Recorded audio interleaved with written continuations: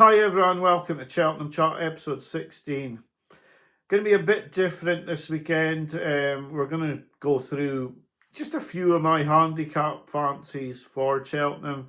No bets in the video today, but just my handicap fancies. One that I actually really considered putting up as a bet, but I'll talk about why I haven't put it up as a bet. We'll talk about that horse. It's in the Coral Cap. It's Be Aware.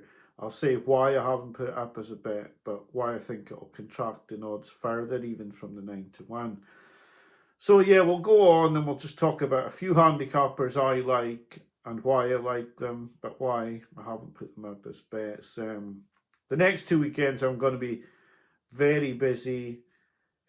Tonight I've got visitors coming, and that's why I can't make this episode and talk about the runners this weekend, because I've got visitors coming and they're not leaving till next Sunday, so next week's video may be a bit different as well. So getting on to the handicappers that I like, firstly I think everyone knows that I'd have been very keen on Iroko for the Ultima. I cannot believe that they're not going here. The entries aren't out yet. I haven't given up hope. I think it's absolutely crazy to take this horse to Kempton, no matter if the horse isn't going to Cheltenham or not. I think it's crazy to go to Kempton.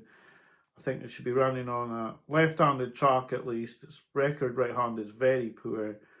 So at least if they were going left-handed, even if it wasn't at Cheltenham, I'd be happier with my bet for the Grand National. But yeah, I think it's crazy to give up the chance of winning an Ultima off the market, Scott. That's Connection's decision at present. The only other one I would look at now that it's been taken out the Reynolds Town today is Lowry's Bar. But he's quite short, really, considering that they've thought about running in a graded race, and it does make you worry that they may not even come to the Ultima. So at the moment, I would leave the Ultima alone. The National Hunt Chase, I clearly would have liked Now Is the Hour. The price is absolutely dreadful, and I wouldn't be backing Now Is the Hour at that sort of price, especially with anticipated high tax from the UK handicapper on him. I've also looked at Transmission in this race, good form at Cheltenham, and seems to be staying on at Cheltenham in each race that he runs. I think he would have a fair enough chance, certainly a very good each way chance at 9 to 1. Not a big price, but you could see this not having a big field. And I would think he would have a good chance. He was cutting down Horticolores all the way to the line last time. That was over 3 miles, 1.5. This would be over 3 miles, 6.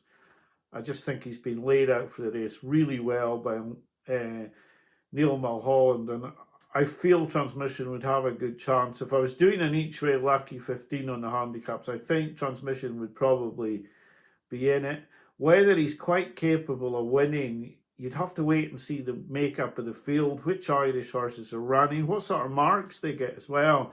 If Now Is the Hour got anywhere near his mark in Ireland, then he could be a very good thing for this. And then each way betting, you're only looking for a place, but you've not got a lot of chance of winning, which isn't really the game. You look like an each way bet thinking you've got a chance of winning. You've got to have a reasonable chance of winning and have a very good chance of placing. Now, I think Transmission would have a great chance of placing, but if Now Is the Hour got a low mark or one of these Irish horses looked thrown in, then you would be struggling from the win part of the bet and you'd only be looking at a place part. In the Coral Cap, because it looks very unlikely now that James's Gate's going to get a 5th run in over hurdles, and that takes out a horse that's around 8 to 1 in a lot of books. I did look very closely at Be Aware as a horse who could shorten even today with the Burdett Road running today. Now, when they ran in the Greatwood, Be Aware was off 130 and Burdett Road was off 133. Now, Burdett Road is already off 150 and Be Aware's gone up to 137. So yeah, a big swing in the weights there. Now, if Burdett Road won today in the Kingmore Hurdle, could easily go up to 155. And that would look to be Aware being extremely well in this race. I know he was beaten at Ascot. I don't think he's run his race there. There was a few Skeltons not running so great at that time. He will have been absolutely laid out for this. There's absolutely no question that this horse will be absolutely primed to the minute to run well in the Coral Cup at 9-1. I think he's another one that you'd be looking at for an each way multiple.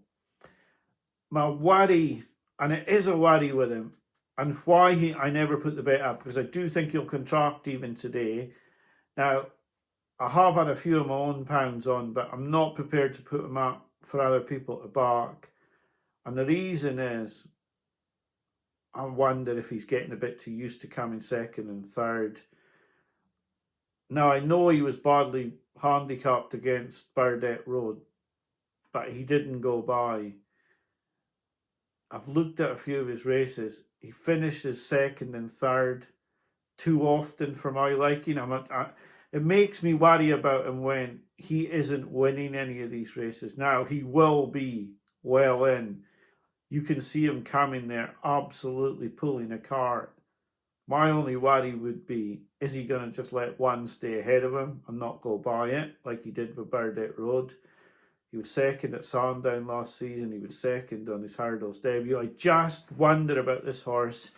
Is he a bit of a twicer and he could just throw the race away? I feel at 9-1 he's a good price. I really contemplated putting this horse up for a bet today, because I can see him, if Burdett Road wins today, coming into around 6-1 favourite for this race. But yeah, the worry of him being a bit of a, he might con you into thinking that he's going to win all the time and not quite go through with it. But I think he will give you a massive run for your money. I just wonder if he'll actually go through with it and win. The Grand Annual, I did think that the Skeltons were plotting unexpected party again. Now, he was well in last year. Now, he's not gone down in the weights as much as they wanted. So it will depend if they've got him down to a mark where he's good enough to win. The other horse that I looked at, and I was surprised last night because I was watching another video and it was put up by Jamie Wren on the odds checker video for Ginger Joe. Now, I hadn't quite grasped that at midnight it is 20-1. I thought he was only around the 12s, 14, so I think he's a massive price. He didn't run his race last time out. For me, I thought he was a very good bet last time out, and he's ran no sort of race really. Cromwell said he came back lame. I'm not sure about that, but he's 20-1 now. He's going to have a real chance. Cromwell's very good at plotting these horses, so he'd be another one I'd be looking at in that race. Midnight is 20-1 for the Grand Annual. He'd be another one I'd be looking at quite seriously and thinking that he may be a good bet and a good pick from Jamie. It was one that I was looking at, but the thing is, I hadn't really been looking at the prices for this race, and it was when he mentioned that he was 20-1 that I decided I better have a proper look at this race and see if he's really 20-1, and he is. So yeah, he is another horse with a big chance. I haven't put any handicap bets up, and I've said on a few occasions that I do think JP McManus will plotted horses everywhere. You look at the handicap hurdles at the DRF, and you look at the old Betfair hurdle, the old Sweps, the now William Hill handicap hurdle, and you think he will have horses plotted. Now, I don't know which ones they're going to be, but I can see a massive day for him on the Thursday. I've got a few picks that I've taken that are all JP actually horses for Thursday, but I can see plenty more that could come into the Kim Muir. And I haven't made a selection for the Kim Muir. I did talk about Hastings, who's running this afternoon. He could be one for the Kim Muir, but there are others like Sam Majest as well for that race that you could be looking at. The three that I've picked out, one runs tomorrow. That's Waterford Whispers for the new Jack Richards Novice Chase, the old Turners. I think if he gets a good mark, he's definitely been laid out for this race. So has Jaguar, but I would prefer Waterford Whispers. I think he's got a score to settle after not winning last season in the Pipe. I think they really thought he would win the pipe. He ran a bit free. He did everything but win the pipe, finishing second. I think they've got a bit of a score to settle. The one at a big price that I've looked at in this race is Jordan's of Gordon Elliott's. I think it's going under the radar, a bit like Woodhoo did before her form got franked, and I think Jordan's could be a bit similar to that. I think he's got a better chance than 25-1 in that new novice chase. Last week I talked about Jericho de Repine. Now the price has contracted even further. I did manage to back this horse at 10s. I was going to put it up, waited, went to 8s. Then I thought it's too short, but it's actually now, I think, 6s and 7s. So yeah, the price keeps contracting. I think he's got a massively strong hand in this race. JP, I think the Wall Park, if he came here, would have a monster chance as well. But when you look at the mark Jericho de Repine's got, if he does stay, and I do think this horse could get, like I said last week, he could get himself into trouble in a one-horse race, but I'm wondering, is that because he's a plot and because he's been laid out for the pretemps, he's qualified, you know, you could see this horse not getting into any trouble and just bolting in. He'd have to have a massive chance. The price has perhaps gone a little bit on him, or I would put him up. But Jericho de Repine was a horse I thought about putting up. I wouldn't put him in an each way multiple though, because he's the type that if he's not going to win, he might not even place. He's a bit of a win or bomb out horse for me. I wouldn't trust him to come second or third. I think he'll either absolutely bolt in or he'll be nowhere. The one that a lot of people will raise their eyebrows at, I just wonder if he's been laid out for this all season, is in the plate. And I know people will be thinking, is it Crebily to win this time after being beaten last time? But it's not Crebily at all. It's actually in Excelsior's Dio, who's done absolutely nothing this season. But I just wonder myself, is this the big aim? I think he's better over 2 miles 4. He was too far off the pace last year. This is a real sort of Hail Mary sort of horse, but I do think he might have a chance in the play at 25-1. I wouldn't write him off. I think this might have been a plot job. I'm not saying it is. None of these are bets, but I'm just talking about what I've gone through and looked at. And like I say, with 4 handicaps on the Thursday, it's going to be a tough betting day and hard to find winners. But if you do find winners, you're going to make very good profit on the Thursday. But those are the horses I've looked at for the Thursday in the handicaps. A couple to look at on the Friday for me, and they're both short prices. Nobody is missing any of the handicap plots, and if you got a tough festival where a lot of outsiders started to win, then the Wise Guy horses, and Woodhoo has become a Wise Guy's horse now. I put this up, I backed it myself at 16s and 14s, but it's become everybody's horse. Everybody knows about Woodhoo, and you can just see it's going to be like Waterford Whispers last year, where everybody and his man is going to be on this horse and something's going to come and beat it, and it's going to be a plot job from one of the big yards, and you're going to be like a little bit put out, but you just, you know, you can't be sure. But Woodhoo just looks thrown in. But this is going to be very similar now to a few other horses. Now, if the British horses don't get big rises, you're going to be wondering, why has Woodhoo been hit hard? I've been told that Woodhoo was supposed to get a mark of 138. Now, is she going to get a mark of 138 for the pipe, or are they going to hike her mark up after Joy You Swan? Why would that worry me? Well, I don't want her to get more weight now that I've backed her. Now, I haven't backed her on the videos, but I wouldn't want her to get more weight. And I don't think she should, because she's already been given £8 for a win. All right, the form's been franked, but the form's been franked in other races, and it doesn't seem like horses are... Like, although I said I was going to back Be Aware, is Be Aware going to get pushed up? I really have to say this. The Skelton horses seem to get away with murder by the handicapper. And that's why everybody was so angry about Langerdon last season. Now, he hasn't been taken down this season, but last season, Like, his price was like his handicap mark was just coming down and down and down, and it was a farce, an absolute farce.